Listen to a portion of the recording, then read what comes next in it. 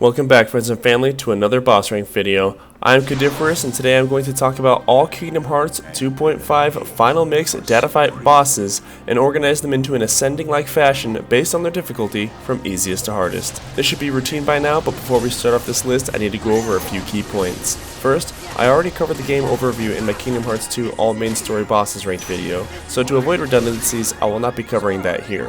However, feel more than free to check that out if you have not already. Next, baselines about our character and stats should be obvious, but I will establish them anyway. We are level 99, fully kitted out with endgame gear, and have maxed out drive skills. By that, I mean level 3 glide, level 3 dodge roll, and so forth. The ultimate weapon is a nice bonus, but I personally used the Decisive Pumpkin Keyblade. Moving forward, the footage shown is recorded from my very first playthrough on critical mode, and as per usual, the following list is comprised wholly of my own personal opinion and is not meant to be taken as unshakable fact. Everyone's experience with the game is going to be unique, so your personal ranking is likely to be different than mine, and that's okay. And speaking of personal experience, I need to give the disclaimer that I do not look up or follow any guides, so please understand that all strategies, combat approaches, and possible cheeses that you see are entirely based off of my own discovery and design. Last but not least, I gotta do my due diligence and demand tribute. At the cost of your subscription to the channel in return for the cost of my sanity, we can continue this walk together as we face off against video games' most heinous bosses and then tastefully organize them into an ordered list. Alright, now that we have both done our part, let's get to analyzing each boss's attacks, defensive measures, abilities, and BS factors to determine who is the most challenging of all.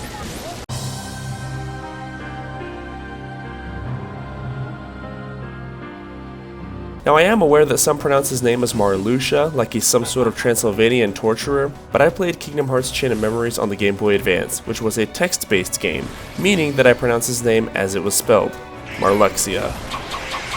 While he was unquestionably the most difficult absent silhouette, Marluxia is surprisingly the easiest data fight. This is because he has hardly any noticeable changes between the two encounters, employing the same patterns of behavior and essentially dealing out proportionally equivalent amounts of damage. Marluxia's boss gimmick, trademark, is that at the start of the battle, he appears next to Sora and ASMRs him without consent, causing a counter to appear that is equal to your level. Each time you are hit by Marluxia, he will reduce your counter by 1, and when it hits 0, you will die. Marluxia opens with a lengthy slash combo that can be guarded against 2 times in succession, which then allows an opportunity for you to hit him with a reaction special, leading to a follow-up combo. After completing your combo finisher, prep that guard button, because Marluxia's revenge value will trigger in the form of his second scythe combo that takes the shape of a series of teleporting slashes. Getting hit by one of these swipes will see you getting hit by each successive attack. Familiarity with guard timing is an absolute key, because each failed attempt will shave a hearty chunk from your counter. The next aspect of this fight will soon come into play as the counter game that we have established thus far is thrown out the window. Marluxia will blink to the center of the arena and summon 3 black pools on the ground that become encircled by thorns. He will then follow this up by charging you with more slashes in an attempt to knock you into the no zones. Touching said no zones will deal extreme life damage to Sora, so I recommend avoiding everything and gliding about the arena until the pools disappear. But at the same time that this is going on, Marluxia will cast a plant detonation attack that is incredibly reminiscent of the Invisible One's Curse Fire move from the first Kingdom Hearts game. For this, a bramble will enclose on Sora and after a short delay explode to deal massive damage. This attack can be avoided by gliding or dodge rolling at the appropriate time. Getting him on the lower end of his HP bar will bring out the more flourished scythe attacks, the first being the Wheel of Death. Marluxia becomes one with his weapon and chops about the arena, running into Sora and then running away before making a return pass. Blocking would be the most simple choice here, and when he decides to pop out once more, the ball is in your court to serve. The final attack, Angel of Death, is Mar's ultimate where he apparates behind Sora and begins spouting dark geysers from the floor while whispering dirty secrets into our ear. The attack ends with a wind up and toss of the scythe that is quite difficult to avoid, ending with an earthbound bang. I failed with 100% efficiency to avoid this attack even a single time, but seeing as how I never use Reflect, I am assuming that is probably the method to employ to get out scot-free. And that's about everything. Marluxia is a bit saddening to me as his absent silhouette fight is quite challenging, but he becomes trivialized in his data fight by the fact that we now have Super Glide to avoid the majority of his arsenal, compounded with the aspect of him needing to hit us 99 times. And if you do get hit 99 times, you probably deserve defeat.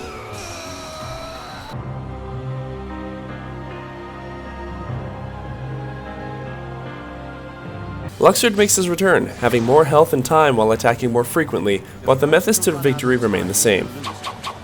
Simply put, if you were bad at his minigames from before, then you're going to have a bad time. Conversely, if you were good at the minigames, then you're on your way to getting the hero's ending at the massage parlor. To recap, in case you skipped my previous video on story mode Luxord, this fight has a special spin on it in that there is a time mechanic that depletes slowly throughout the battle. Periodically, Luxord will challenge you to a game where, depending on the outcome, the loser's time meter takes a large hit. His most troublesome move continues to be the polymorph ability that transforms you into a card or a die, forcing you to move about helplessly like a three-legged dog bearing a turd in a frozen lake. Eventually, you will trigger his last gamble where you become imprisoned in the arena of cards. Your commands will cycle between X's and O's, and you need to select the O when they appear. Messing up will cause you to lose, and you will take damage, followed by Luxord siphoning off a large chunk of your time meter. Proving successful will have the opposite effect and set things up favorably. I want to add that I am absolutely terrible at playing Luxord's minigames. I flopped about the battlefield like a landfall in Magikarp, and I was still able to snag the win thanks to fumbling my way through his final gambit and getting the successful time switch on him. And it goes to show, if you can't beat your opponent fairly, the heart of the cards has always got your back.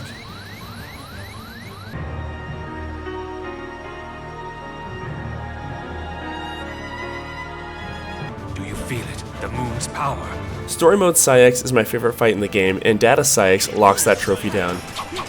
His data fight has him in nigh constant berserk state, and his thrown axes disappear much faster, making it quite difficult to reaction command him into his vulnerable state. When the fight starts, go full offense until he charges up. You should be able to shave off a few health bars before it's time to worry. When the berserk meter is full, he will charge you with his signature outrage attacks. His ultimate is accessed much sooner than before, and he uses it with reckless abandon. But the added ability of having super glide in this fight makes evading Saïx a bit easier. His damage output is still quite crazy, but his movements and the consistency of his attacks should be moderately predictable. When he does a slow spinning attack that ends with him throwing the axe, you can actually guard the axe throw and pick it up to hit him with the Eclipse reaction command. I know it sounds counterintuitive, but you're going to want to stay semi-close to Saïx when he's berserking. The best method is to steal his axes and punish him with them, but that can only be done if you are in said close-like proximity. You should have numerous opportunities to study Saïx's movements and attack patterns as you flit across the battlefield. Take your time and choose your opening wisely. You'll likely take some heat, but Saïx doesn't really have the ability to one-shot you like other bosses on this list do. If I had a heart.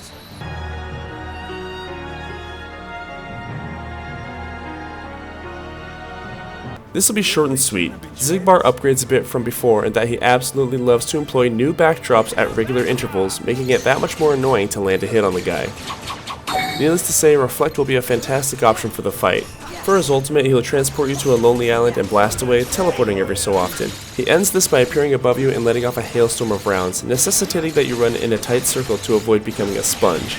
Zig's increased mobility and health pool make this fight drag on even more than before, but keep your eye on the target as getting tilted can throw off the timing of your own attacks and maneuvers. I wish I had more to talk about as far as Xigbar's attacks go, but it's literally just 2 different ways of shooting you with 20 different flourishes, all style and no bite.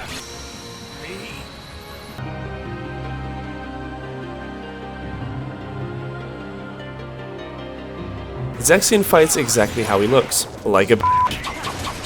He opens the fight by sealing your party mates into the Book of Retribution, eventually sealing you. In the world of imagination, Zexion utilizes more books to clobber our soft nubile body while concealing himself instead of one said books. Locating the correct book, you'll need to deplete its health and hit the Dispel reaction command to return to the world of the living, thereby allowing you to bully this nerd for all the change in his pockets. Zexion doesn't have very much health when compared to his comrades, but it doesn't matter much as he seals you each time he loses a set amount of HP. So once again, we find ourselves subjugated back to the Library of Loneliness and faced with a different spread of attacks. Zexion can lock out our commands, forcing us to cycle through the pages of our replacement commands until we find one that falls in line as a synonym for being free. As with all command lock attacks, this one is quite perilous as you will not be able to cast Secure on yourself, all the while Zexion continues his assault. If anything's going to kill you, it will be this command lock. For his ultimate attack, we are pulled ever deeper into his otherworldly closet and given a light show with 1 blue and 2 red circles. After a delay, the blue circle will lock down with a protective barrier and a barrage of meteors will ensue. If you did not make it into the blue circle, yeah, you get the picture. However, if you did make it to the blue circle, you will be shielded from the hail of projectiles. Furthermore, as I'm going through the footage right now and creating this video, I realized that Zexion is actually open for you to attack should you get into the blue circle. In my gameplay, I didn't notice this, but right here, we can see Goofy doing his thing. You're welcome for the free hint. Anyways, the best method I found for getting to safety is to wait in the middle-ish area and dodge roll into the proper circle at the final moment. You should find safety at least 50% of the time. But regardless, if you fail, you should have ample time to heal yourself afterwards. Zexion has a very difficult to avoid attack that is comprised of burning cross-shape explosions, and while this is flashy in practice, you can easily tank it with your once more second chance ability combos and move on with the fight. Altogether, keep your health topped off in preparation for his command lock, as it is his only deadly attack and you shouldn't really encounter many other dire situations.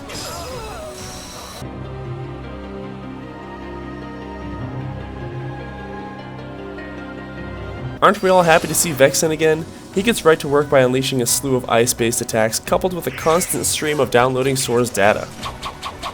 Once Vexen has completed his data collection, he will spawn an Anti-Sora to sick upon you. Anti-Sora has a small health bar, but has incredibly lethal attacks, as you should expect. Though it is tempting to focus on Vexen, I would highly recommend that you dispatch Anti-Sora as soon as possible. Vexen's primary means of attack involves swinging two large snowflake-shaped weapons of mass destruction while hiding behind his shield, the Frozen Pride. Breaking the Pride will allow easy access to his prison pocket, allowing you to wail on him with reckless abandon. Dishing out too much damage will trigger a revenge value in the form of an ice spike from down below. More annoyingly, Vexen has an icy prison trap that freezes you solid, prompting a spam of the reaction command to alleviate. This loadout sums up the battle until he breaks out his ultimate, Diamond Dust. Vexen calls upon massive ice blocks that rotate around him as he rushes your location, unleashing frozen hell on high water upon you. I personally tanked this attack to the face as it goes on for a ridiculously long time. So much so that you should most definitely have your MP off of cooldown by the time he's done, allowing for a Leaf Bracer heal. All things considered, Vexen shouldn't give you too much trouble as he stumbles from your attacks and lacks one-shotting capabilities. Yes, you will spend most of this fight being frozen or combo locked, but bide your time and counterattack accordingly and you should get through this without too much sweat.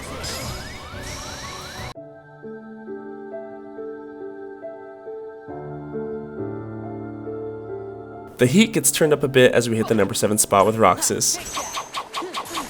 Once again, Roxas starts the fight off with his AoE attack requiring you to block. As is the ancient laws, once you have successfully parried or avoided a boss's attack, it is then your turn to retaliate. This fight should go much faster than the story mode fight as your increased mobility and damage output minces up Roxas' health bar. Building up with the theme music symphony, Roxas will power up at the crescendo and add light beams to his attacks that scatter across the battlefield. His flying Keyblade combo is still as lethal as ever, and blocking it is just as painful to do. When you get to the face-off where we are treated to a slow motion cinematic of Roxas and Sora charging each other down, carefully watch the command menu and select the end when it appears. If you are successful, you will steal Roxas' weapons and unleash a triple pen punishment. Roxas' ultimate attack is far easier to dodge this time around with the introduction of Super Glide. Simply skate in a circle at the outer boundary of the arena, and that should really take care of most aspects of the fight. Roxas still has the potential to send you to the continue screen due to the high frequency of his attacks, but your blood pressure should remain at a more constant level this time around as you will find his data fight to be far more manageable than the initial match, given that we are rocking the endgame loadout to prevent us from being utterly obliterated. Just keep in mind that you are able to block most of his attacks, and with the damage we're packing, we should only have to guard a handful of times to overcome ourselves.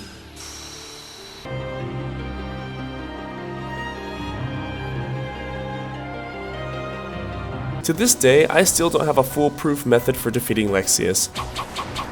The Super Saiyan of the organization, Lexaeus has a power level that steadily increases. The damage he deals correlates directly to whatever his power level happens to be, which makes the beginning of this fight a Nerf gun war. Lexaeus is most vulnerable when he uses his Mowdown attack, where he drags his sword on the ground as he swings it at you. Guard this and you'll open him up for a reaction command that leaves him stunned. All of his other attacks can largely be ignored for now as he deals pitiful amounts of damage. That is until his power level hits 30,000. At 30,000 his attacks become enhanced, now introducing rock protrusions with every swing. At this point we have 3 attacks to be worried about. When Lexaeus stands still for a moment and yells, then he is going to rush at Sora for a grapple. Should he catch you, then you will be treated to a grand cinematic of Sora getting his wig split by either a spinning throw or a tackle into a pillar. The pillar tackle, my personal favorite, is a total FU to Sora, as Lex throws him against a wall and systematically dismantles his sphincter. Note that he will almost always attempt to grapple when he first clears the 30,000 mark in his power level. And naturally, there is an ultimate attack to talk about, which he executes when at around 60,000. Lexaeus, the Super Saiyan that he is, gains the power of flight and takes to the skies off stage. After a brief delay, he will fly down for a superhero landing that erupts in a huge wave of spires. You have the choice of either blocking or rolling, but know that you will have to do so twice as his impact landing has a delayed explosion of Earth. Lexi's main threat comes from his copious super armor and unblockable attacks. He really is a juggernaut of a fighter, but outside of powering up, he is not one for invincibility frames. I acted the better part of a ragdoll for this fight, and outside of evading his second stage attacks and blocking Mo down for a reaction command opportunity, I do not have much in the ways of advice for dodging his empowered attacks. Expert dodge roll mechanics appear to be the way, but I couldn't get the timing down. Option 2 when you can't get good, face tank and X smash that like button, face tank and mash X.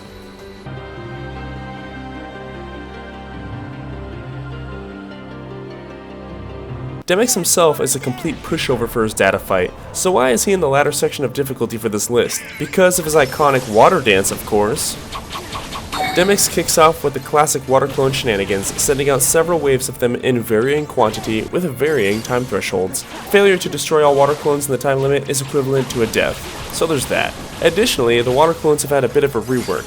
They are now completely unaffected by melee attacks, requiring you to either cast Blizzard on them to turn them into music notes that you can then hit with the reaction command, or simply using fire magic to outright destroy them. In speaking of outright destroying them, Demyx takes ludicrous amounts of damage from your Firaga spells. He has the exact same arsenal as before, but just like Roxas, you should find peace in this far more simple challenge. Showstopper still needs you to hit that reaction command at the proper time, with Kick to the Beat needing you to spam block. His other attacks you can usually power through. That is until we hit the Water Dance finale.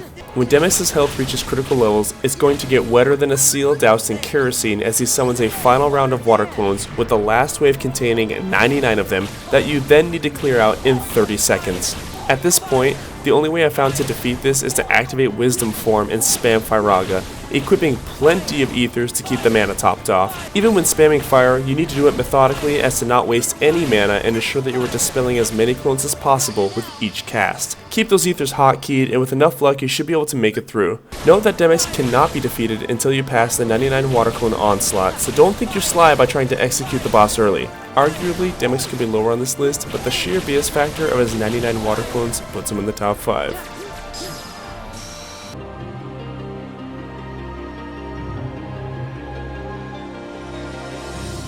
I am aware that Axel is quite easy if you abuse Limit Form, but rather than completely cheese a boss like that, I tried to limit my uses of Limit Form to bring about an entirely different challenge.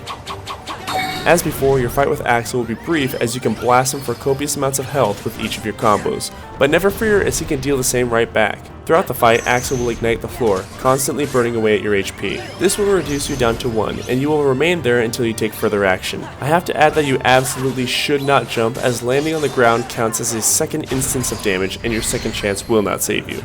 To clear the magma, you need to successfully guard against Axel after he dips into the wall of flames and pops out to ambush you. Hitting the Overtaker reaction command will clear out the floor and stun Axel for a time. Similar to how Demyx cannot be defeated until you have cleared out the water clones, Axel cannot be defeated until you have cleared out the floor.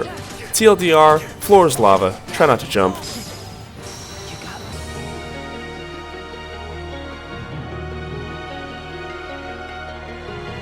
The Xemnas data fight is a bit special in that you must best Xemnas' first stage and his final stage.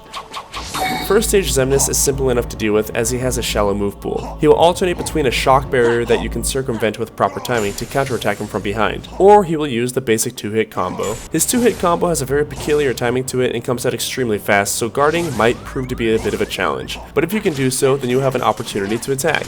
His next attack is a long drawn out saber combo that you can guard spam your way through. Naturally, you're going to want to counterattack when he's done. When he curses you with the life drain, approach the tower and utilize the reaction command.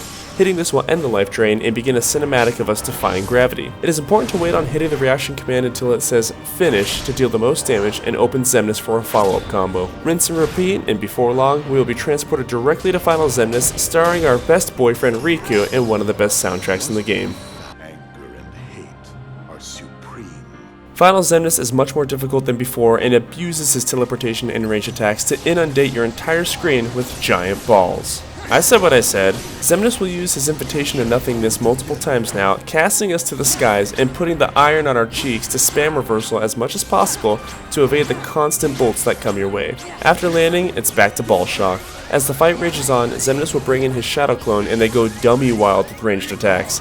monochrome lightning, laser blasts, shock balls, and if you attack the clone instead of the real Xemnas, then you will trigger a revenge value to punish. Reflect will be a fantastic tool in staving off the lasers, and once you download the timing for the shock balls, you can dodge through them to slap Xemnas around. The worst part of this ordeal is when Sora gets abducted and you take over as Riku. Sora's health drains quickly, and because of this sequence alone, I strongly urge that you remain topped off on health at all times, as your abduction can trigger at any moment without notice. Dying here as Riku counts as a death, and you'll have to restart the entire battle. I got through this by taking a few steps forward and hitting Dark Aura to keep the clone at bay. Get close and hit the reaction command to free Sora and return to the action. And holy hell, Xemnas goes absolutely bonkers with projectiles. He attacks so frequently and teleports so often that it is nigh impossible to combo in. I got slapped around and only managed to get some damage off when I accidentally reflected some lasers back. Trust me when I say that you will never have felt such relief to see a laser dome surrounding you than at the end of this fight. Remember that you need to hit both the reaction command Reflect as well as the menu command for Reflect to block for Sora and Riku. I think we all know what happens if you allow either of them to die here. Afterwards, Bossman will stand there and await the inevitable.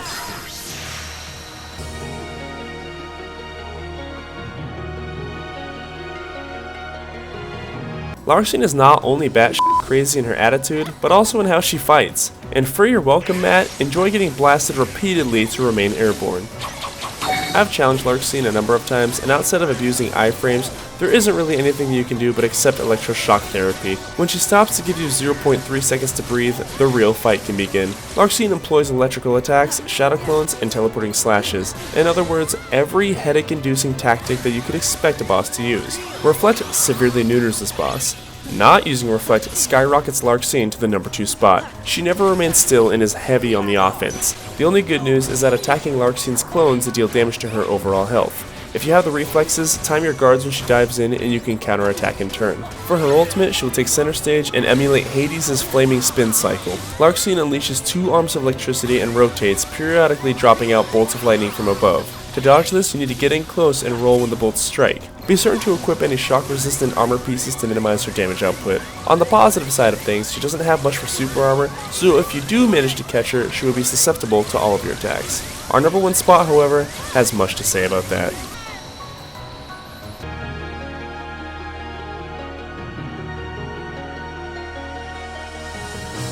Where's the fun in this? You thought I dreaded Xaldin before?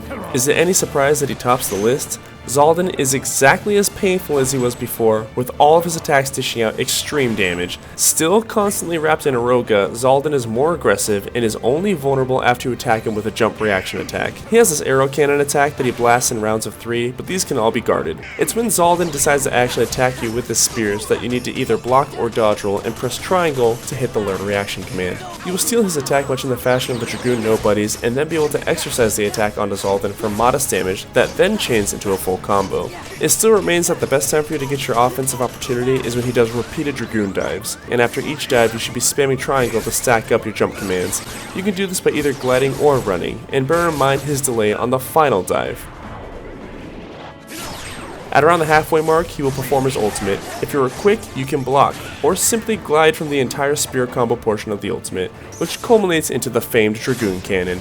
I covered this in the main boss rank video, and I'm going to cover it again here. This attack is very difficult to deal with, but I have the method. What you need to do is flush yourself against one side of the bridge and wait. The dragon will lock onto you as it begins to sweep towards the side of the bridge that you are on. Once it starts to sweep, you need to make a beeline for the corner of the opposite side. If you time this correctly, the attack should stop just short of you. In his final phase, he will implement his deadliest attack, the Windsock. Engulfed in Aroga, Xaldin will rapidly dash towards you to tackle you with his windshield. I died numerous times from Xaldin in the main story, and it's the exact same thing here, all because of this wind tackle. Even now, I don't have a good method for getting around this attack. I just pray that he stops attacking me with it and eventually uses something that I can actually hit learn from to make that final push.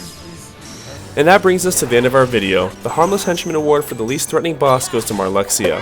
He was the only data fight that was able to ace and shows little improvement from his absent silhouette encounter. The Lethal Adversary Award for the deadliest boss goes to Xaldin, giving me a poetic 13 deaths. Thank God he's not in Kingdom Hearts 3. Thank you all so much for watching. If you don't agree with some of these picks, let me know in the comments. But until then, take care, stay safe, stay happy, and I'll see you soon for the next one.